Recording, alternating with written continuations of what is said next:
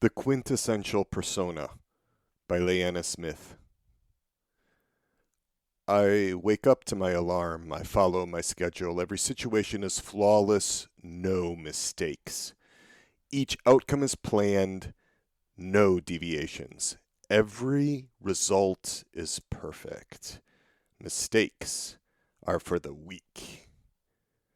The illusion, the anxiety, the need to be perfect. There is such a thing as perfection. I cannot make a mistake. This defines me. I wake up 5 minutes late. My schedule has to change. I drop my coffee. My day is ruined. I earn a B on a test. I am a failure. The illusion, the anxiety, the need to be perfect. There is such a thing as perfection. I cannot make a mistake. This defines me. My perfection makes me successful until it doesn't. No mistakes to learn from. No problems to solve except the ones in my mind. Perfection can ruin a life not meant to be perfect.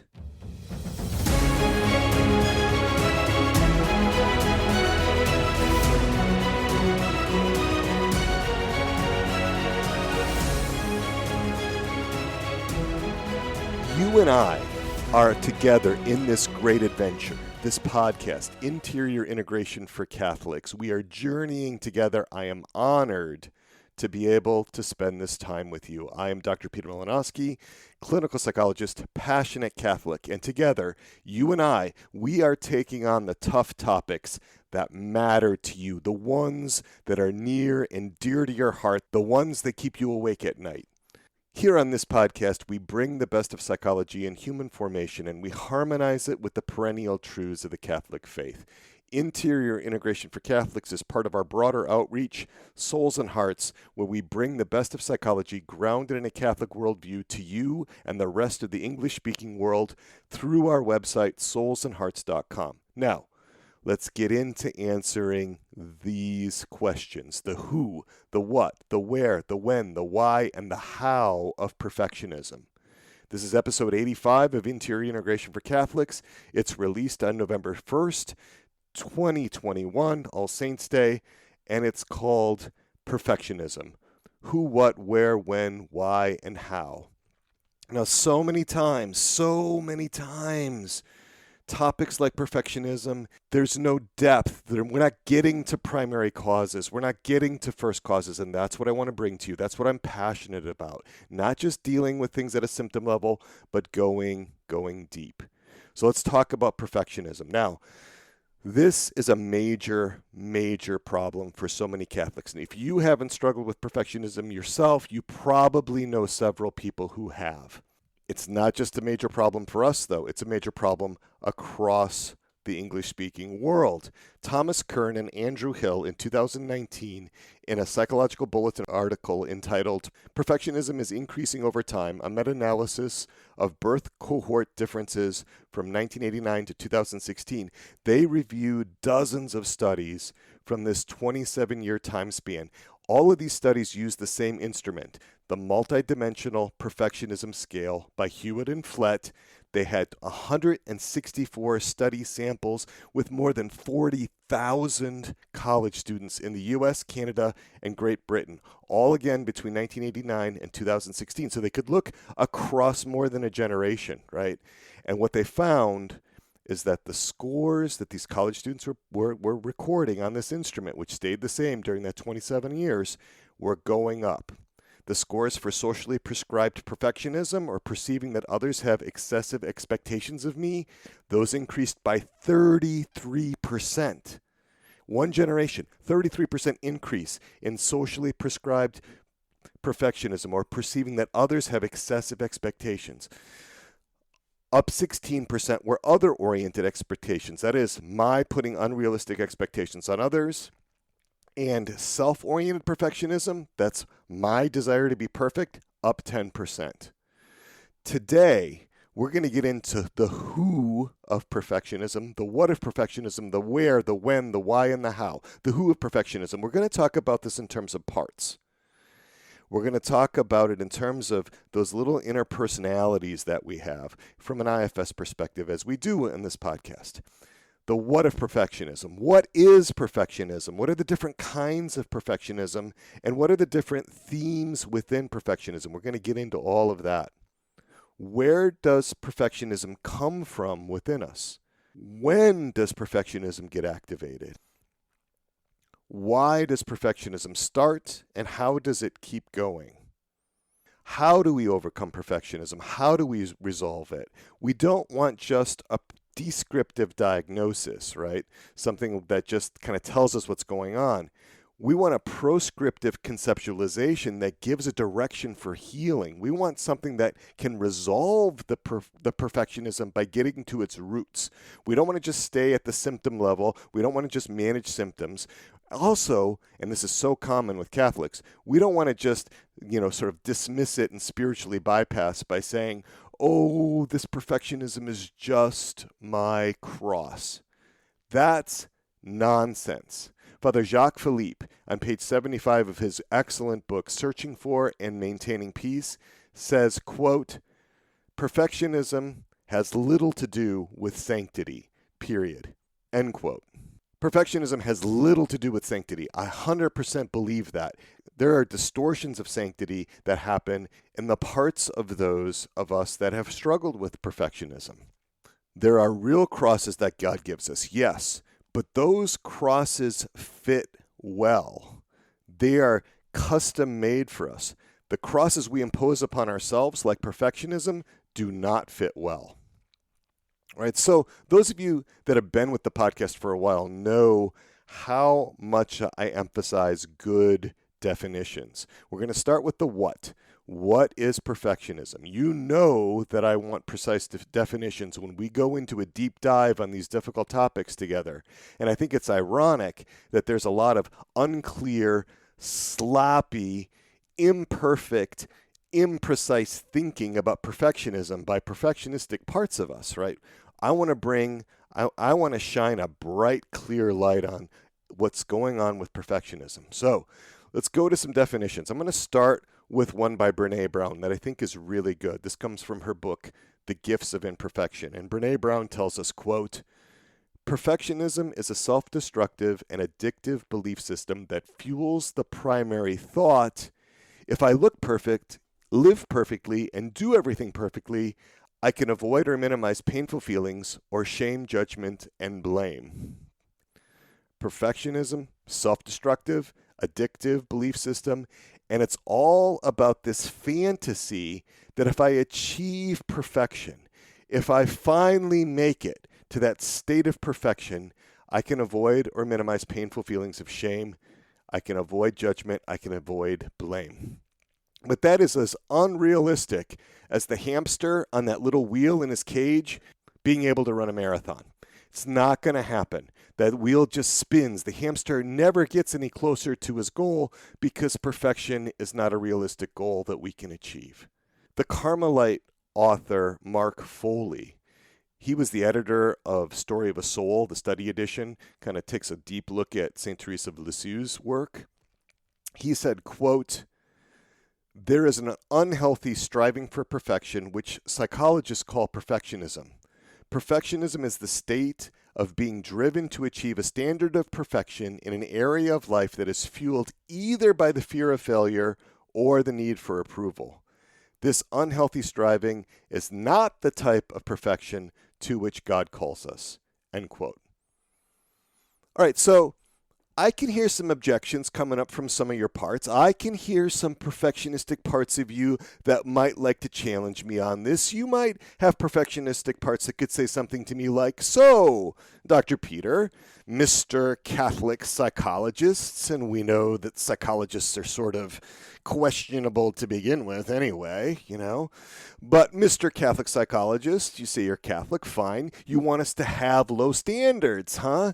You think it would be better for us to be lazy, to be weak, to take our ease, to give up the fight, to be mediocre, to be lukewarm, huh? Is that what you're saying? Didn't St. Jerome tell us, quote, Good, better, best. Never let it rest till your good is better and your better's best. End quote. Well, okay. I want to be challenged by your perfectionistic parts. I want to take on those challenges because it's a legitimate question. Let's start But first off, let's start with your quote. Now, that's often attributed to St. Jerome, but there's no evidence for it in any of his writings. Father Horton addressed this alleged quote on his blog, Fautations, on the September 26, 2016 post that he called Good, Better, Best St. Jerome, question mark. The oldest Google Books attribution of this quote is from 2009.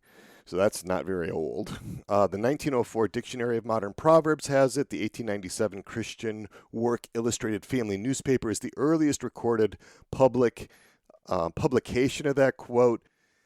A lot of other people attribute it to Tim Duncan, the NBA All-Star player. You know, the one, you guys remember him, right? The greatest power forward of all time. All right. This, first of all, was not attributed to St. Jerome. It doesn't sound like something he would say either. And let me be absolutely clear. I want you to pursue excellence. I want you to pursue sanctity. But perfectionism is not the same thing as striving for excellence. It's not the same thing as striving for sanctity. It's not the same thing as a commitment to self-improvement. There is a crucial distinction between striving for excellence and perfectionism. So let's take a minute and discuss what perfectionism is not. This is from Brené Brown again. Begin quote. Perfectionism is not self-improvement. Perfectionism is, at its core, about trying to earn approval and acceptance. Most perfectionists were raised being praised for achievement and performance, grades, manners, rule-following, people-pleasing, appearance, sports. Somewhere along the way, we adopted this dangerous and debilitating belief system. I am what I accomplish and how well I accomplish it. Please, period. Perform, period. Perfect, period. Healthy striving is self-focused. How can I improve? But perfectionism is other-focused. What will they think? End quote. What will they think? What will they think? That's what this is all about when we're dealing with perfectionism. It's all about what will others think. And Brené Brown also said in her book, Daring Greatly, How the Courage to be Vulnerable Transforms the Way We Live, Love, Parent, and Lead, said, quote, perfectionism is not the same thing as striving for excellence. Perfectionism is not about healthy achievement and growth. Perfectionism is a defensive move. It's the belief that if we do things perfectly and look perfect, we can minimize or avoid the pain of blame, judgment, and shame. End quote. That's what perfectionism is all about at its core. It's about minimizing or avoiding the pain of blame, judgment, and ultimately shame. And when we go on in a little bit, I'm going to talk about the critical role of shame. All right. So important to understand the role of shame. But before that, let's talk about a fascinating study that came out in the journal Assessment in 2012 by Agnes Stairs and her colleagues Smith, Zapolsky, Combs, and Settles. So what they did in this study is they gave 15 different perfectionism measures to 732 people. So they had these 15 different measures of perfection. They gave them to 732 people, and they did what's called a factor analysis. Now, I'm not going to get into all of the details of factor analysis, although I love factor analysis.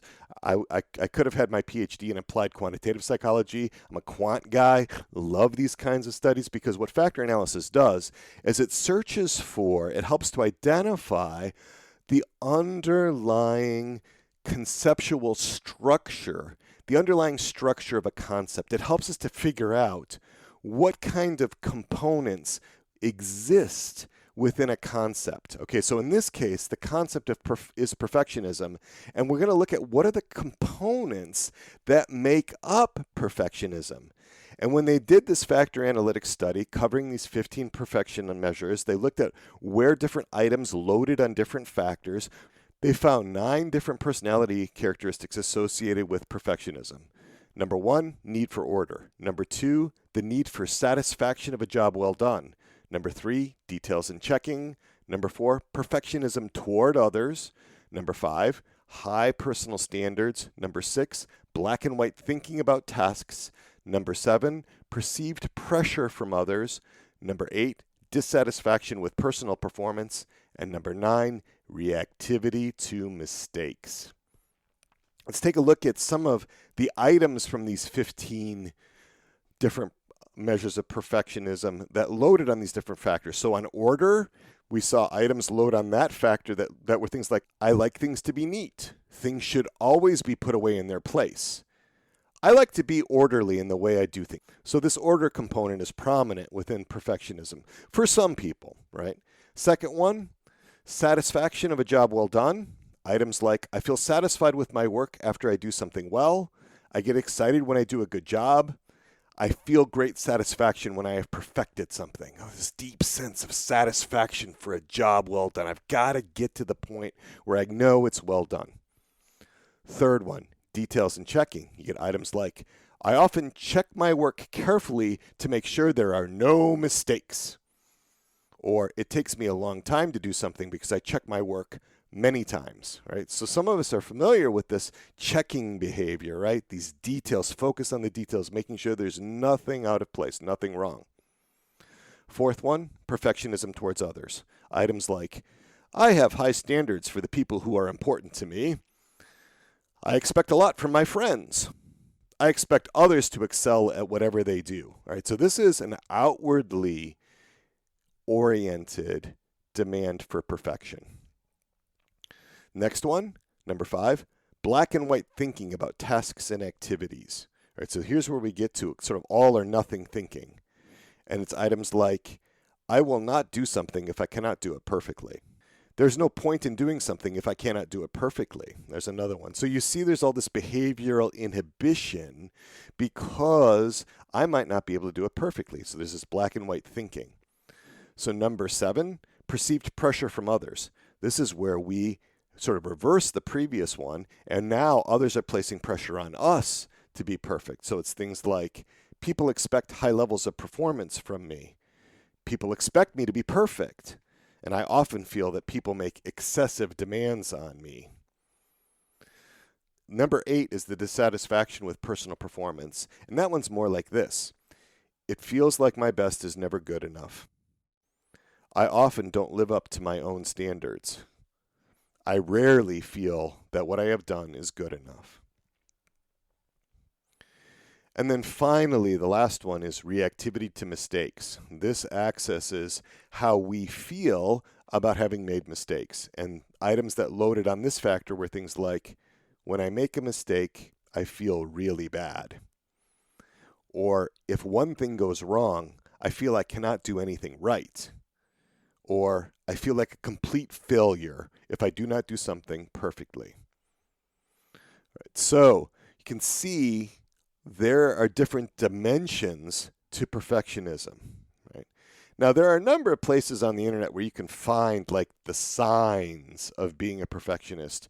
One of the places was this goodtherapy.org article that was last updated on November 5th of 2019. It was pretty good. I mean, here's some basic things, right? If you're not able to perform a task unless you know you can do it perfectly, right? If you view the end product as the most important part of any undertaking, as a result, you may focus less on the process of learning or of completing a task, right? So there's a real focus on outcome instead of process. Third one, if you don't see tasks as finished until the result is perfect according to your own standards. The fourth one, procrastination. You procrastinate, right? You don't start doing a task unless you know you can do it perfectly. And the fifth one is when you take an excessive amount of time to complete a task that doesn't typically take others nearly so long. So those are some signs that came from the goodtherapy.org article. That same article had some examples of perfectionistic behaviors just to kind of get you oriented to what we're talking about.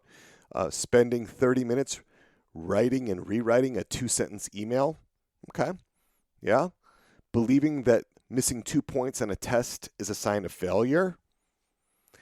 difficulty being happy for others who are successful, holding oneself to the standards of others' accomplishments or comparing oneself unfavorably and unrealistically to others, skipping class or avoiding a chore because it is pointless to make an effort unless perfection can be achieved, focusing on the end product rather than on the process of learning, and avoiding playing a game or trying a new activity with friends for fear of being shown up as something less than perfect. In this section, in the what section, we discussed what is perfectionism. We went through a couple of definitions of that. We discussed the 9 different factors or personality characteristics that make up perfectionism. We discussed the signs of being a perfectionist. We gave you some examples of perfectionistic behavior. That's the what. Now we're going to move on to the who. Let's talk about the who of perfectionism. And to do this, we have to discuss parts. So now we're getting back into some of these internal family systems concepts, this concept of parts. What are parts? Let's review that again. Parts are these separate, independently operating personalities within each of us. Each part has its own unique prominent needs, its role in our lives, its emotions, its body sensations, its guiding beliefs and assumptions, its typical thoughts, its intentions, its desires, its attitudes, its impulses, its interpersonal style, its own worldview. Robert Falconer calls these parts insiders. You can think of them as separate modes of operating, if that's helpful to you. And so when we take a look at perfectionism through an internal family systems or IFS lens, I'm gonna consult here Jay Early. Jay Early is an IFS therapist and an author, and he had a chapter on perfectionism in his book, Self-Therapy, Volume 3. In there, he discusses 4 types of perfectionist parts. 4 types of perfectionist parts. So what are the 4 types of perfectionist parts? The first one, the not enough perfectionist. Number 2, the creative block perfectionist. Number 3, the control perfectionist. And number 4, the inner critic. So let's go through these one by one. The not enough perfectionist, the creative block perfectionist, the control perfectionist, and the inner critic. The not enough perfectionist feels that you always must do more on your projects because your project is not good enough yet. This part impels you to work right up to deadlines, perfecting and re-perfecting everything. It's afraid to finish projects because this not enough perfectionist believes that when you turn it in, it will expose your shortcomings. It'll lead you to being judged. It'll lead you to being ridiculed, right? The humiliation, that's what it's trying to avoid. That is the not enough perfectionist. A second type, the creative block perfectionist. So Jay Early says that this perfectionist part believes that things need to be perfect the first time. The first draft has to be the final draft. Your ideas, it worries that your ideas are not good enough. Again, it also feels being judged and rejected. And that is, again, very common, right? It's contradicted by Mike Littman. I really like this quote of his. He said, you don't have to get it right. You just have to get it going. This podcast is an example. When I started doing this podcast, I really didn't know what I was doing. The early episodes are very different than what I'm doing now. It's been a huge learning curve with this podcast. And at the beginning, not very many people listened to this podcast. I had about 1 download per day on this podcast for the first few months of this. 1, 2, maybe 3 people downloading. If I had 10 people downloading in a day, that was a big day in the early days of this podcast. I had a lot to learn, right? And if I had given in to perfectionistic thoughts of being not enough or it being creatively blocked, it would have never happened. All right, the third type is the control perfectionist.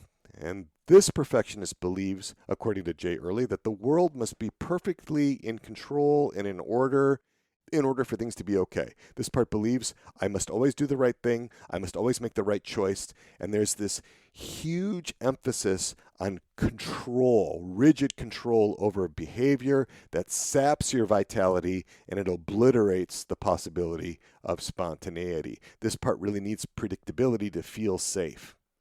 And then the fourth is the inner critic. This inner critic enforces the goals of being perfect. Right? This part judges and shames you about your work, your life. It judges and shames you about your spiritual practices. It labels you as stupid, incompetent, sloppy, inadequate, bad. This part has good intentions. It wants to help you. It wants to help you avoid being judged or being shamed for your mistakes, but the way it goes about it is really destructive. And when parts are blended or when parts are disconnected from self, when they're not working under the governance of your core self, they always get what they don't want. They always wind up with the exact outcome that they're trying to avoid. When parts are not governed by the core self, when the intellect and the will is not being exercised by the self, but if you're being taken over by your passions, if you're being taken over by your parts, the very things that those parts don't want are the very things that happen, right? So in its efforts to keep you from being shamed and humiliated, the inner critic shames and humiliates you.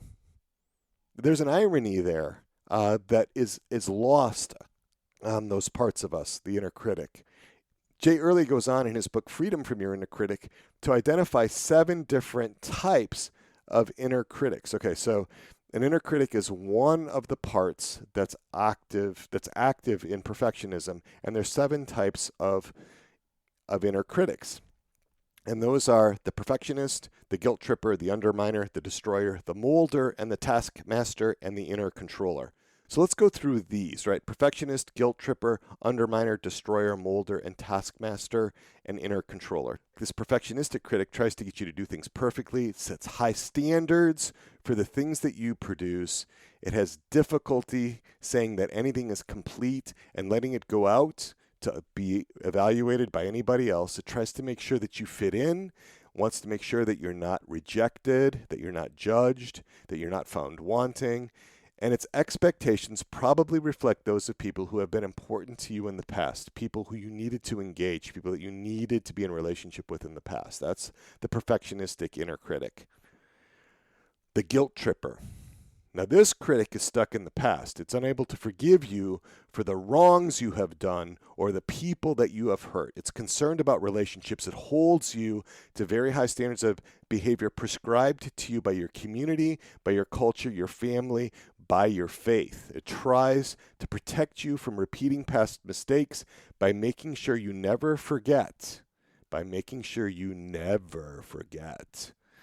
Or that you never feel free, right? How it's trying to help you. It's trying to make sure you never make the same mistake over again.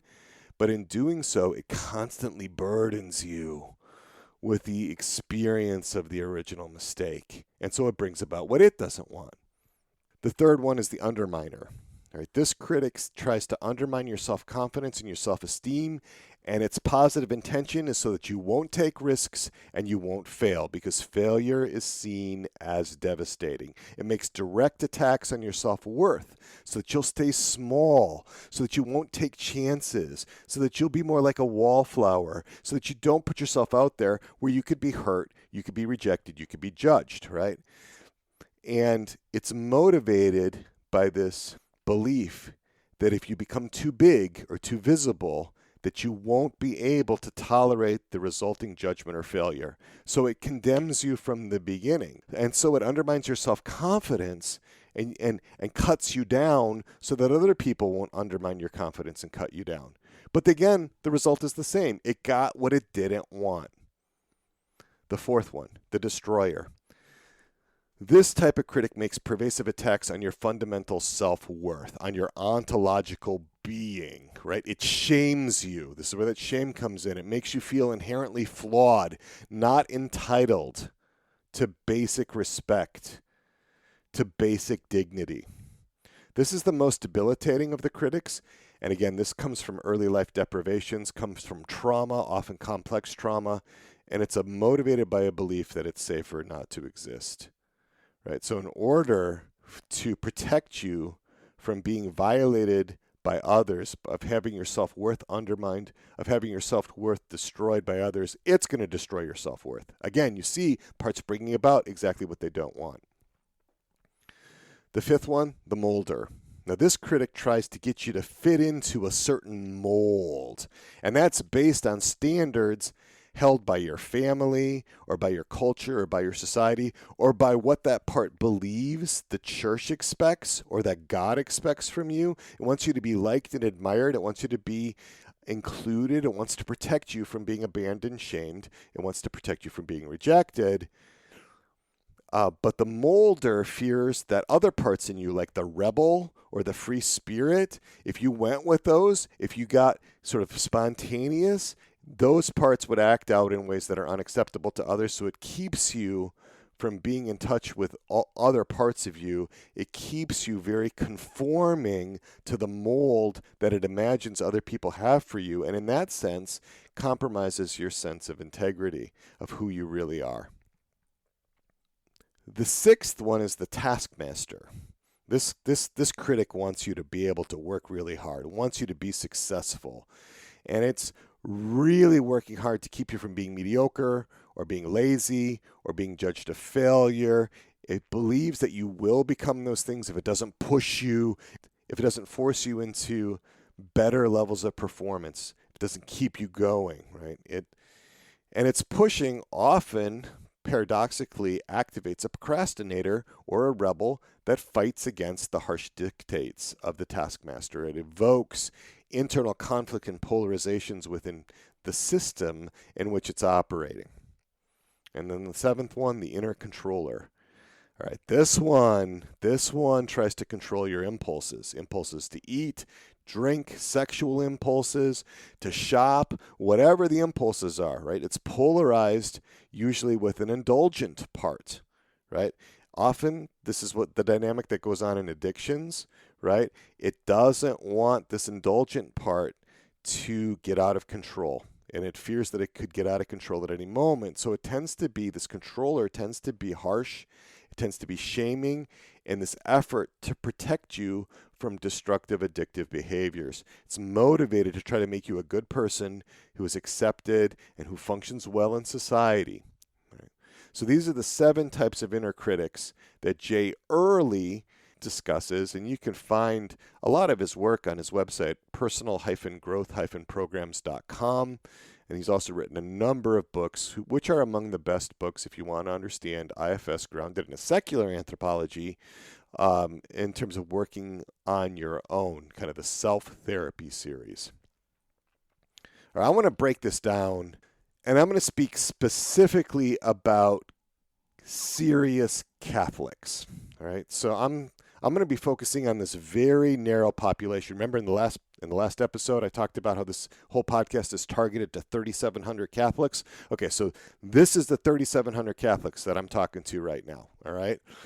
In serious Catholics, there's a triumvirate of managers who govern the system if there is not sufficient self-energy, if there's not sufficient self-leadership.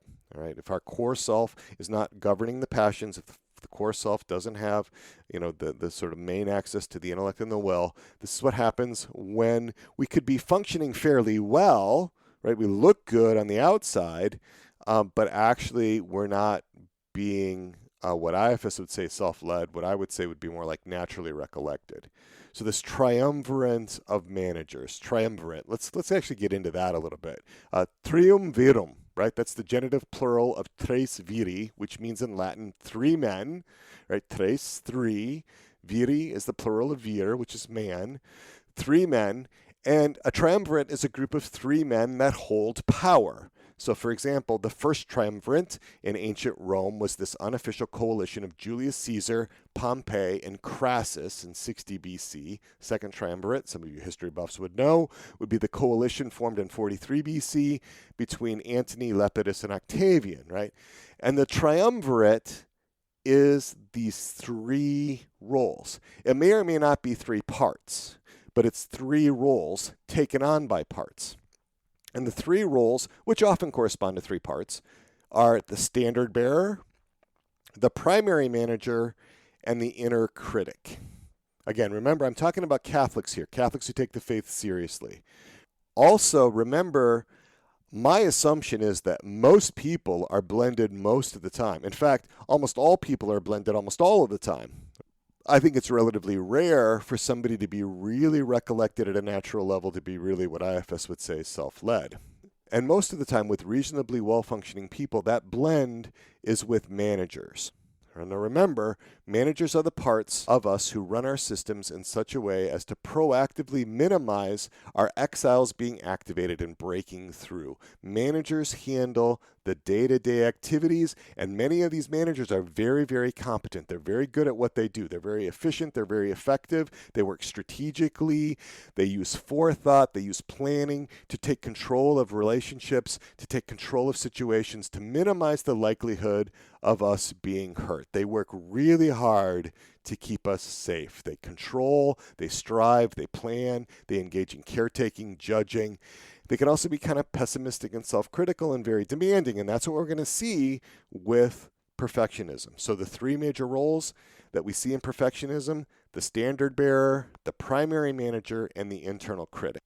Okay, so let's get into the role of the standard bearer, the part and the role of the standard bearer. In order to do that, let's start with what the definition is of a standard. And when I'm talking about a standard, I'm talking like a standard for a military unit. And this is from Wikipedia. A military standard is a bright, colorful flag acting as a strong visual beacon to the soldiers of the unit. Now, it doesn't always have to be a flag.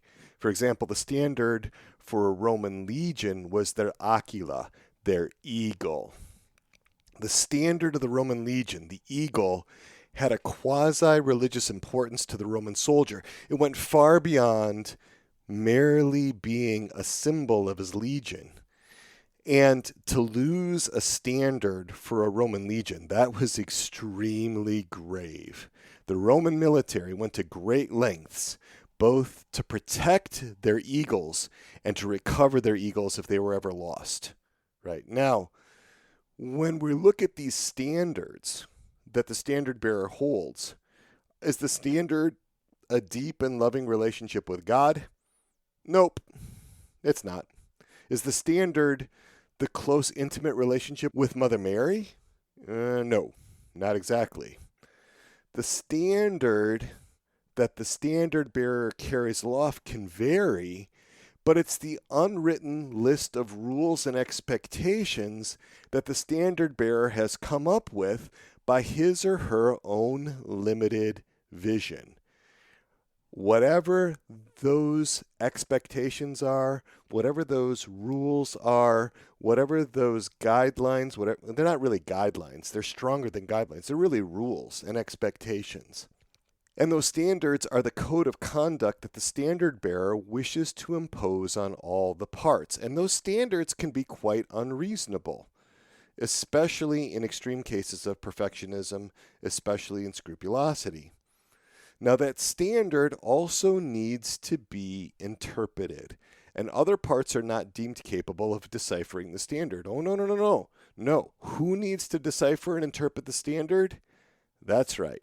You've got it, the standard bearer. In the tripartite Freudian model of the mind, the standard bearer corresponds to the superego. The standard bearer wants to act in the role of conscience, giving directives to the system. Why? Again, to keep us safe and secure. That's the goal. The standard bearer wants to keep us safe from internal enemies, such as our exiles with their burdens, especially shame. The exiles with their burdens are Freud's id in his tripartite model, and our external enemies, right? Or the external people, persons that could hurt us, the ones who could shame us, the ones that could embarrass or humiliate us, the ones that could harm us in some way. And those could be either in the natural realm or the supernatural realm. And the standard bearer does all of this to keep us safe. But the problem is, as with any part who's operating in a freelancing way, operating with its own autonomy, the standard bearer always brings about what he doesn't want. So there's always a loss of safety, a loss of security, even though that's what that part is striving for. So in my system, good boy is my standard bearer. Now, if you go all the way back to episode 71 of this podcast, A New and Better Way of Understanding Myself and Others, I introduced you to all of my parts. And good boy is my standard bearer. If good boy is blended with me, now that's the key. If he's blended with me, if he takes over with other managers, good boy will lapse into this role of being the standard bearer in my system, and he can impose unrealistically high expectations for me. Now, when he's not blended, he's not like that. He is a part of me that really helps with moral decision making, but the difference is under the governance of the self, right? So I'm not caught up in the particular way that that one part, good boy, looks at the world.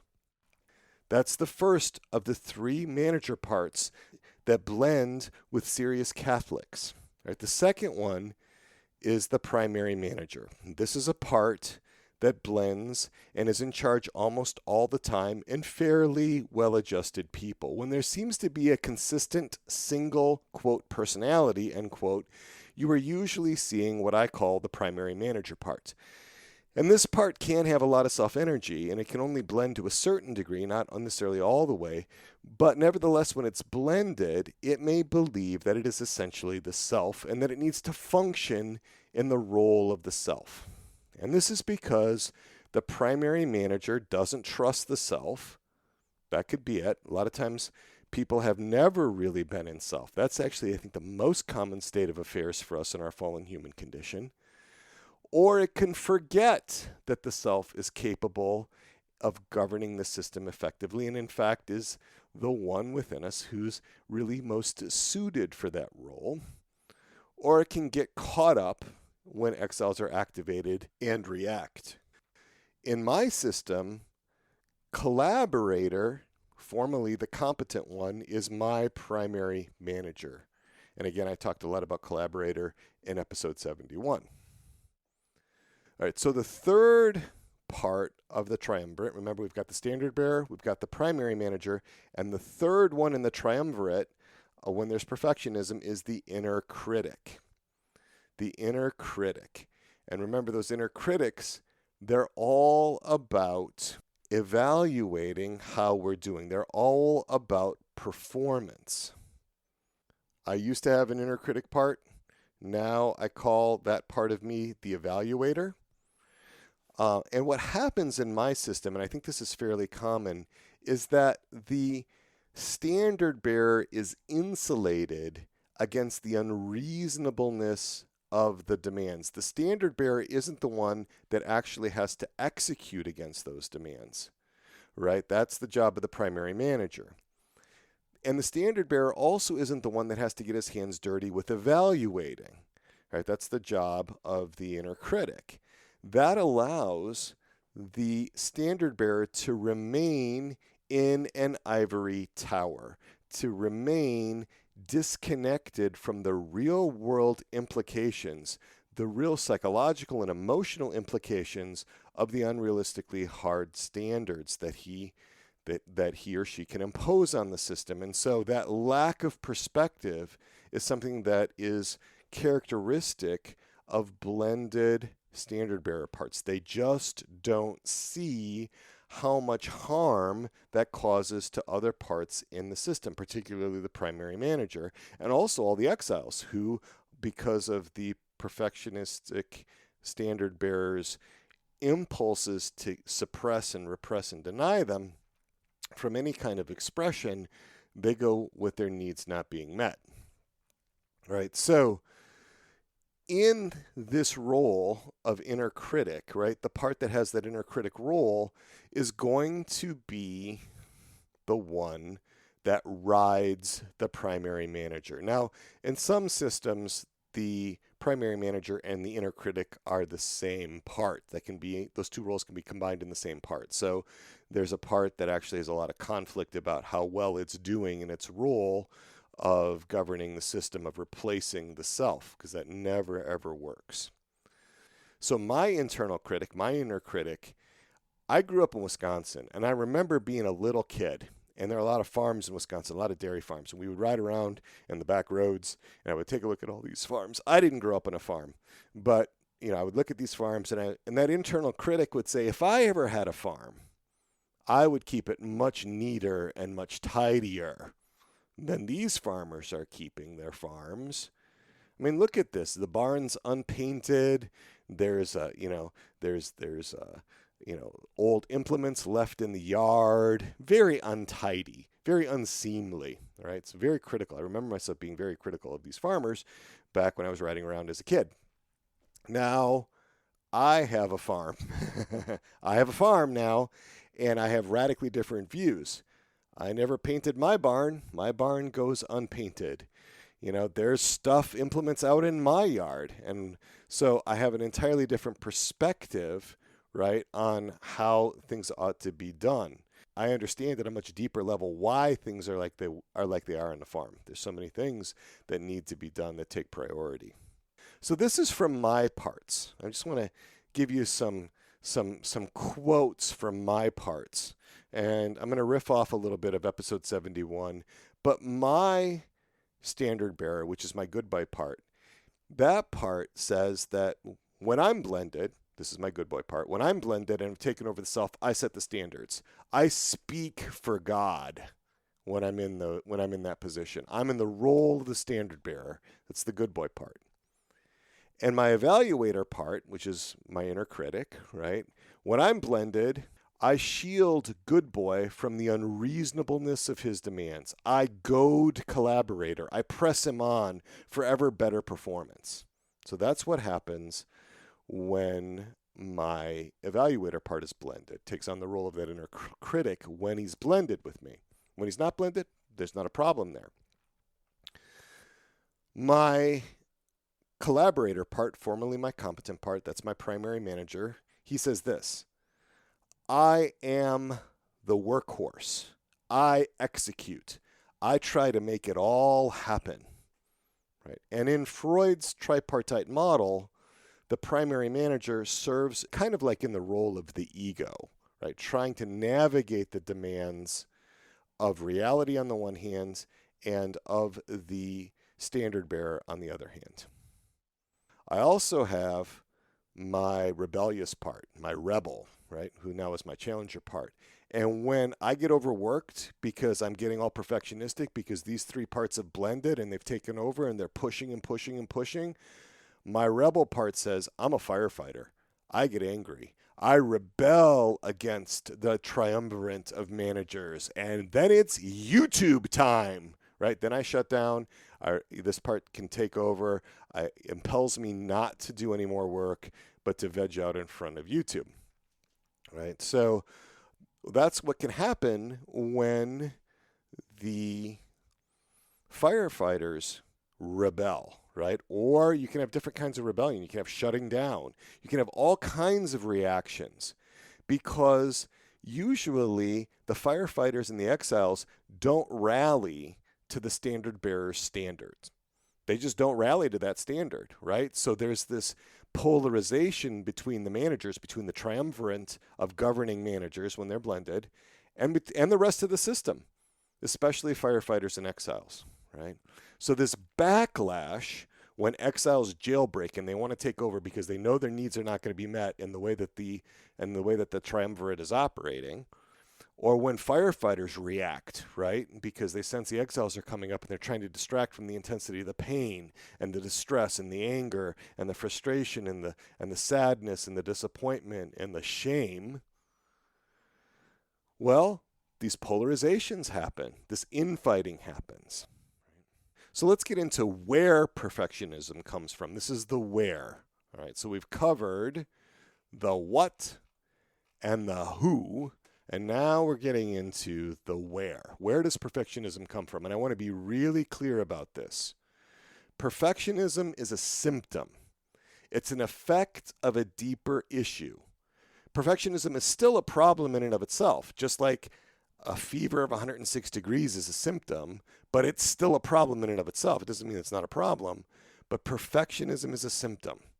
What does it represent? Well, let's take a look at what the secular experts have to say. Let's go back to Curran and Hall. They're the ones that saw how perfectionism was increasing among college students between 1989 and 2016, what did they say? They say, quote, our findings suggest that self-oriented perfectionism, socially prescribed perfectionism, and other-oriented perfectionism have increased over the last 27 years. We speculate that this may be because generally American, Canadian, and British cultures have become more individualistic, more materialistic, more socially antagonistic over this period, with young people now facing more competitive environments, more unrealistic expectations, and more anxious and controlling parents than generations before, end quote. Okay, so they're basically arguing more individualistic culture, more materialistic culture, more socially antagonistic culture. Okay, all right, that makes sense. Well, let's take a look at a quote from Pete Walker, who is addressing where perfectionism comes from. He says, quote, perfectionism is the unparalleled defense for emotionally abandoned children.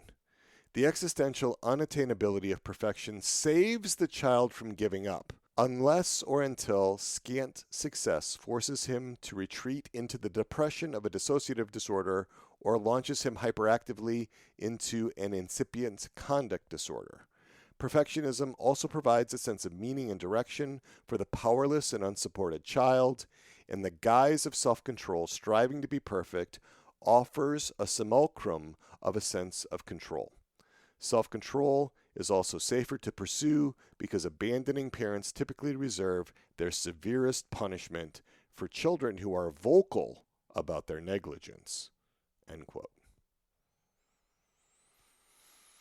All right, so there we've got a developmental perspective. It has to do with emotionally abandoned children, children whose sense of ontological goodness was not supported by their parents. And even though Pete Walker doesn't use the word, you can read between the lines of what he said and see shame. And we're going to talk about that in a minute. But before that, we're going to talk about what Jay Early says causes perfectionism. He's got two major things that he says cause perfectionism. One is fear, and the other is the need for others' approval. There's a couple of quotes I think that are interesting. This is from Marie Forleo from the book Everything is Figure-Outable. And she says, quote, perfection at its core isn't about high standards. It's about fear. Fear of failure. Fear of looking stupid. Fear of making a mistake. Fear of being judged, criticized, and ridiculed. It's the fear that one simple fact might be true. You're just not good enough, end quote. And along the same lines, Michael Law writes, begin quote, at its root, perfectionism isn't really about a deep love of being meticulous. It's about fear, fear of making a mistake, fear of disappointing others, fear of failure, fear of success, end quote. Again, you can start to see that yes, fear, and yes, there's this need for approval. But again, I'm always asking the question, why? I mean, fear is always an emotional response, right? This need for approval, it comes from somewhere. Where does that come from? I'm going to make the argument that it comes from shame. Shame, this deep sense of fundamental inadequacy, this deep sense of not being lovable, as being essentially flawed, being bad, right? Being unworthy. And we did a whole 13-episode series on shame, episodes 37 to 49 of this podcast, all about shame. If you want to know what actually is the first cause in the natural realm of perfectionism, you can trace it right back to shame. And even in these other formulations that we're getting from these secular authors, you see that you can read shame between the lines. When they talk about the need for approval, when they talk about fear, why? Well, it goes back to that fundamental sense of not being loved, not being good enough.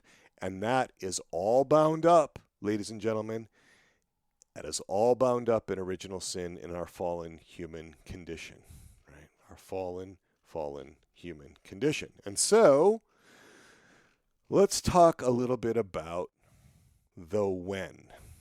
And so we have covered the what, the who, and the where, and now we're going to cover the when of perfectionism. When does perfectionism get activated? Well, some people are pretty chronically perfectionistic. This triumvirate of parts, the standard bearer, the inner critic, and the primary manager, they are pretty much operating all the time, right? They're pretty much operating all the time. So the perfectionism is operating pretty much all the time. So the when for those folks is pretty much all the time. Some of us have more episodic episodes of perfectionism, all right? So in other words, it happens some of the time. And that's when situational factors, things that are going on in the present moment around us, either outside of us or within our own systems, are activating the exiles that drive this kind of response. And so that usually has something to do with shame. Now, sometimes we don't actually feel the shame. The shame is too deeply buried. The exile hasn't broken through, and we're actually going to experience it as more of a need for approval. We're going to experience it more as fear or anxiety. These processes can have this really automatic perspective to it. But for a lot of people, that is some of the time. Okay. All right, let's go to the why now. Why does it keep going? I'll tell you why it keeps going. Is because the underlying shame doesn't get addressed. That's why. That's why I think you didn't get to the root cause, right? As long as we have these deep beliefs that we're unacceptable, that we are unlovable, that we're inadequate, that we're unworthy, we're going to suffer from shame. And I'm assuming when I say these sorts of things that we're not aware of our actual human condition vis-a-vis God because we're in a deep and abiding and loving relationship with Him. I'm not talking about that right now. We'll actually get into that a little bit more in the next episode.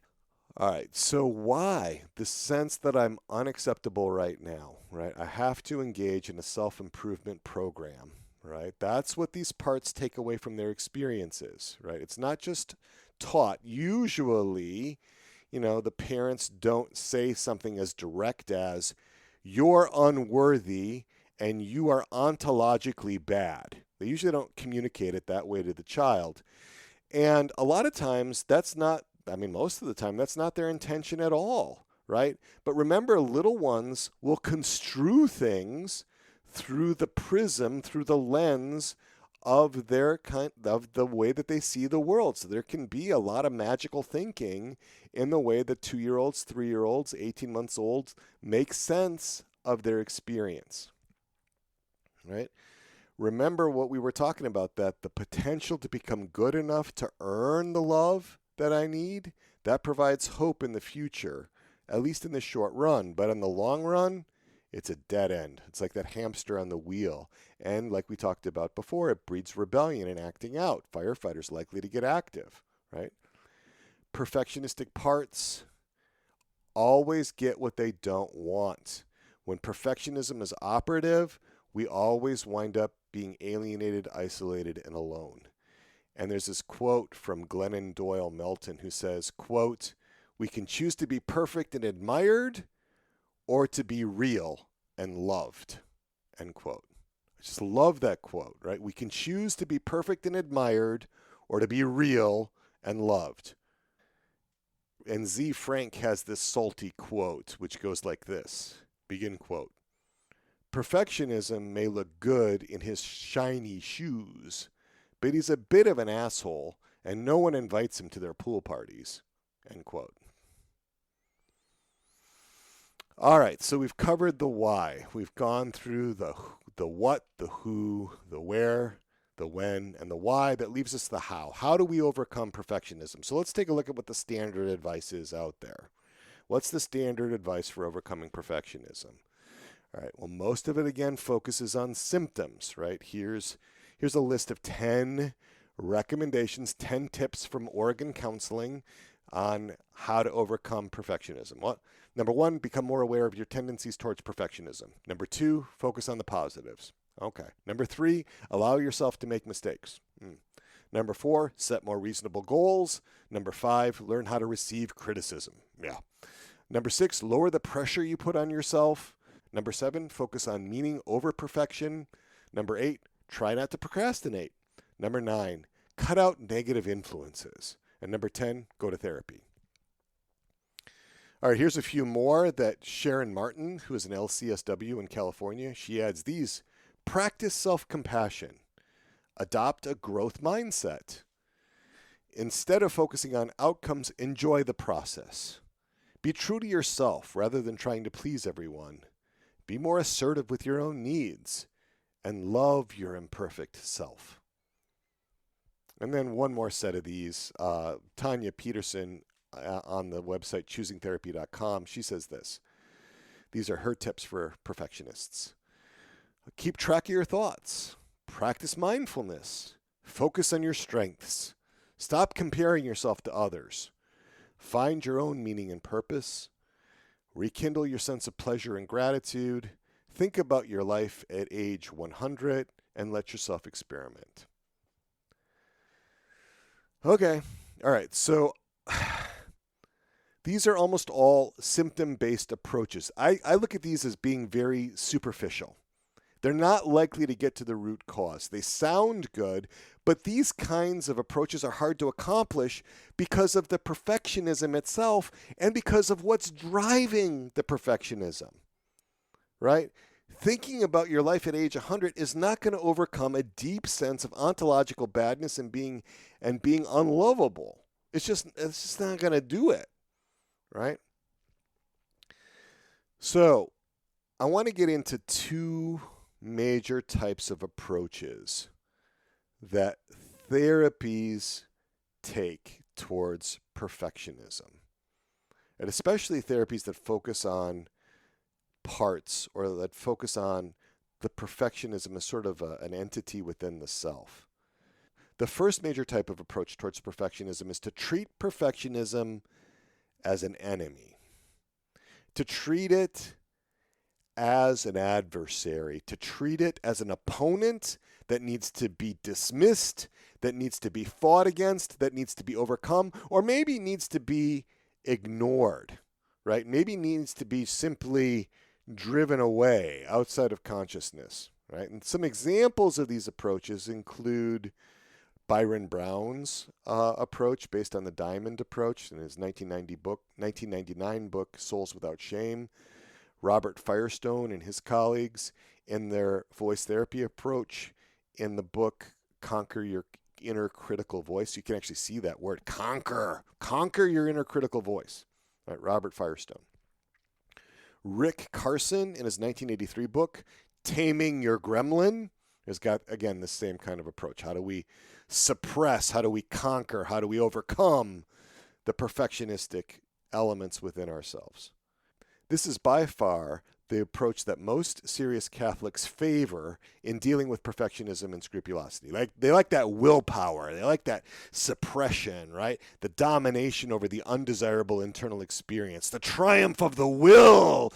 They can see the victory. It's not far from their grasp if they can only suppress these other parts. Right? There's this element of domination. And I would argue that as a psychologist of 20 years working with Catholics who have got perfectionistic tendencies, this kind of approach, it can look good on paper, but it's got a one primary flaw. The one primary flaw that I think this approach has is that it never works. It's got another primary flaw, and that it's extremely hard on the person's system, and it doesn't help the person's system to experience the love that's needed in order to overcome the shame. In other words, the love from the self, right? Because there's a lot of self-hatred in these kind of approaches, because these are parts of us, right? When a perfectionist is dealing with perfectionism, the parts that carry that perfectionism, that's part of them. And when there is this violence done to those parts, it is the opposite of loving those parts. All right. So another broad way of approaching this is to treat perfectionism as an ally, to be seen, heard, to be accepted, to be befriended, to be understood, and ultimately transformed into something much more helpful, something much better for the person. Right? This is the approach of Hal and Sidra Stone, based on voice dialogue stuff in their 1993 book, Embrace Your Inner Critic, Turning Self-Criticism into a Creative Asset. This is the approach of Jay Early and Bonnie Weiss, based on internal family systems in their 2010 book, Self-Therapy for Your Inner Critic, Transforming Self-Criticism into Self-Confidence. This is the approach of Ann Weiser Cornell, based on inner relationship focusing. That's in her 2005 book, The Radical Acceptance of Everything. It's the approach of Pat Allen in her 1995 book, Art is a Way of Knowing. These approaches see the inner critic. These approaches see the inner standard bearer. These approaches see the primary manager as trying to help, trying to protect, but in a covert or distorted or somehow maladaptive way. And this perspective, if we actually look at these parts as trying to help us, having good intentions, right? That perspective makes it possible to connect with these parts that are engaged in this perfectionism and to transform those parts over time into helpful allies. We got to get to the root, though. The episodes 37 to 49. I can't stress that enough about how much this is driven by shame. The problem with so much treatment of this is that it tends to deal with just the superficial symptoms. You know, the managers that run the system don't actually want to go to depth. That's the last thing they want to do. They don't want there to be access to Excels. They don't want the shame to be brought up because that's the thing that they fear is going to kill you. Yeah, that's the reason. That's the reason it's so threatening to get to the level of the shame. And they don't understand that there are ways to do that that don't involve being overwhelmed, because their experience of shame in the past is that when it comes up, man, it comes like a tidal wave, totally is going to blow us away. We cannot have that happen ever again. What they don't realize is that exiles can titrate. They can hold the intensity of their affect if they believe that it's actually going to be addressed. There's a way to work collaboratively and cooperatively with the parts in your system. I want to bring in some of Dan Siegel's interpersonal neurobiology here. And what he argues is that we have these neural networks. And so these parts actually have neurological complements. They actually exist, in a sense, with correlates in the brain. When parts are active, you see different parts of the brain firing, different patterns of neuronal activity, which makes sense because we're embodied beings, right? There's not this sharp divide between our biology and our internal phenomenology, right? Our internal experience. And so when you look at these two major approaches, the approach where perfectionism is an enemy to be ignored, dismissed, fought against, to be overcome, to be suppressed, right, to be conquered, is basically focused on building a second superimposed alternative neural network, a different network of neurons firing that fires faster and harder and suppresses the original perfectionistic network, right? And so in other words, you're bringing in more sort of inner electrical activity in the brain and the patterns that seem more desirable, and that neural network, in a sense, electrically shouts out, suppresses the original perfectionistic neural network. Okay, that's how that first approach, where perfectionism is treated as an enemy to be suppressed, that's how that works. In the treating perfectionism as an ally approach, which is where IFS lines up, you actually don't create a second neural network. You change the original neural network. You actually totally readjust the original neural network. And so IFS is a brain-based psychotherapy that's designed to access and modify these neural networks through intentional interactions, right? We do this deliberately in IFS. These brain-based interactions are the key to actually rewiring the brain. We're not laying another set of cables. We're not laying another network of electrical connections and then having these two neural networks battle it out, right? That leads to a sense of constant tension, right? We actually want to resolve the miswiring in the original neural network and just have one neural network. And so that's it. That's what we've got. That's the how. So we have covered the what, the who, the where, the when, the why, and the how of perfectionism. And I've stayed largely in the secular realm. With this particular podcast. I want to know what you think. I want to know what you thought of this episode. Call me or text me, 317-567-9594. You can email me at crisis@soulsandhearts.com. If you have found great resources that were helpful for your perfectionism or for your scrupulosity as a Catholic, let me know. I really want to hear about them. Let me know them, and I'll try to take a look at them, right? Because in the next episode 86, that's going to come out on November 1st, right? The new episodes always come out on the first Monday of the month. So that's November 1st, All Saints Day. We're going to get into scrupulosity.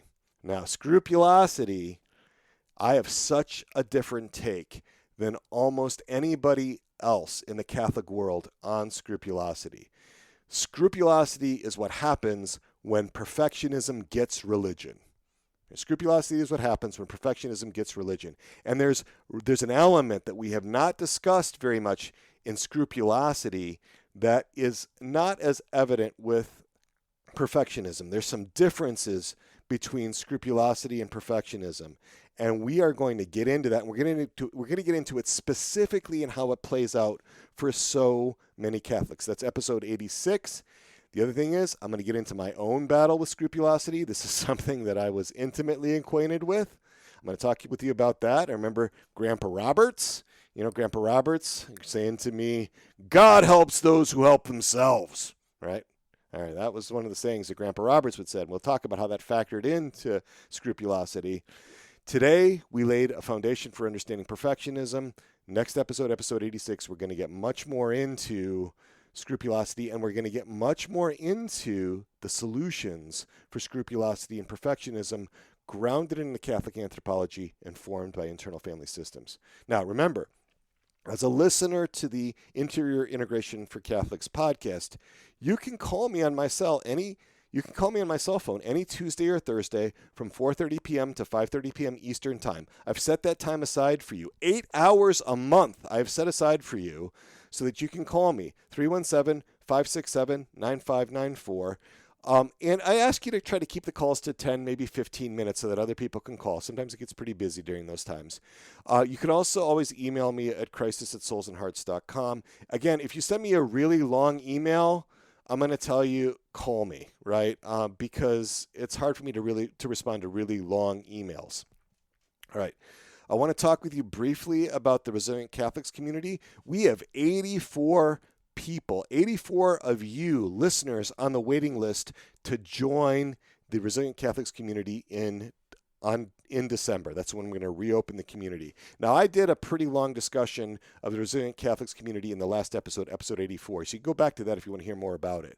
But what I want to say is that we have been working through the individual results sheets for dozens of RCC members and dozens of applicants to the RCC, and they are amazed at how our initial measures kits can provoke all kinds of new thinking about their parts, because that's what we do with that initial measures kit. We really are bringing out like what we think might be going on in your system, what your parts might be. We usually identify between 7 and 10 parts for people, and it's all hypothetical, right? We're sort of bringing those out, and not only what the parts are, but how are they interacting? How are they polarizing? How are they in conflict? How are they aligned?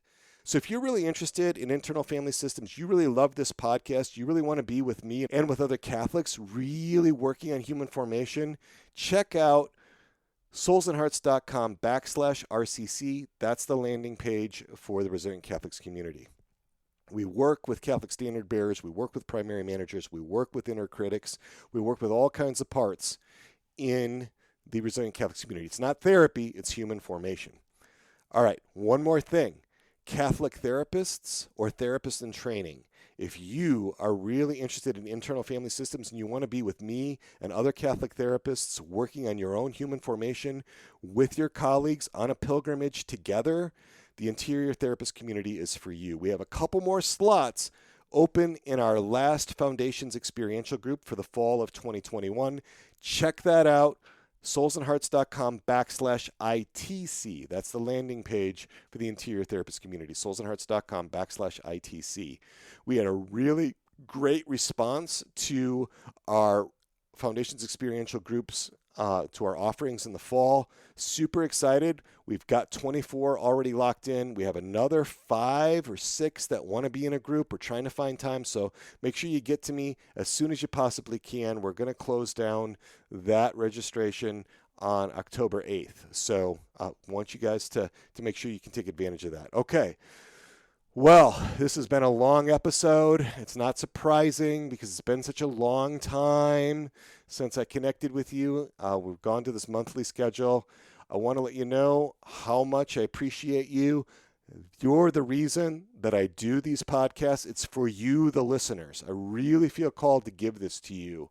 Really feel excited that you and I can walk together through these kind of topics. So adds so much meaning and so much joy to my life and so much of a sense of direction. So many great comments from people coming in. I really appreciate the feedback, and I really appreciate any critical feedback as well, constructive feedback to make this podcast even better. So with that note of gratitude, with that note of appreciation for you, I want to give praise to Almighty God and to ask for the intercession of Our Lady and to ask for the intercession of our patron, John the Baptist. And so here we go with that, as we always close our time together in these podcast episodes. Our Lady, our Mother, Untier of Nuts, pray for us. St. John the Baptist, pray for us.